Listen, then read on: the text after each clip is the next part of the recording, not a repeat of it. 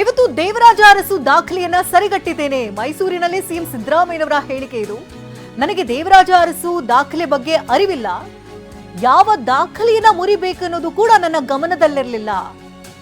ಜನರ ಆಶೀರ್ವಾದದಿಂದಾಗಿ ಎಲ್ಲವೂ ಕೂಡ ನಡೆದು ಹೋಗಿದೆ.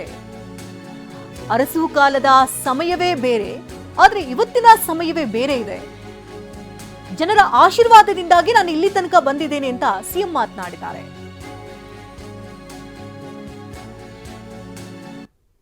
ನಾನು ಯಾವುದೋ ದಾಖಲೆಗಳನ್ನು ಮುರಿಬೇಕು ಅಂತ ರಾಜಕೀಯ ಮಾಡಲಿಲ್ಲ, ಬಟ್ ಕಾಕ್ತಾಳೀಯ ಬಂದಿದೆ ಅಷ್ಟೇ. ಸೊ ದೇವರಾಜ ಅರಸರವರು ಎಷ್ಟು ವರ್ಷ ಮಾಡಿದ್ದಾರೆ, ಎಷ್ಟು ದಿನಗಳು ಮಾಡಿದ್ದಾರೆ ಅನ್ನೋದು ಗೊತ್ತಿರಲಿಲ್ಲ. ಇವತ್ತು ದೇವರಾಜ ಅರಸರವರ ಜನರ ಆಶೀರ್ವಾದದಿಂದ ಅದನ್ನು ಮುರಿತಕ್ಕಂಥ ಅವಕಾಶ ಸಿಕ್ಕಿದೆ, ನನಗೆ ಸಮ ಮಾಡ್ತಕ್ಕಂಥ ಅವಕಾಶ ಸಿಕ್ಕಿದೆ. ನಾಳೆ ಆದರೆ ಅದು ಬ್ರೇಕ್ ಆಗುತ್ತೆ, ಗೊತ್ತಿಲ್ಲ ನನಗೆ. ನಾಳೆ ಬ್ರೇಕ್ ಆಗುತ್ತೆ. ನಾನು ಯಾವುದೋ ದಾಖಲೆಗಳನ್ನು ಮುರಿಬೇಕು ಅಂತ ರಾಜಕೀಯ ಮಾಡಲಿಲ್ಲ, ಬಟ್ ಕಾಕ್ತಾಳೀಯ ಬಂದಿದೆ ಅಷ್ಟೇ.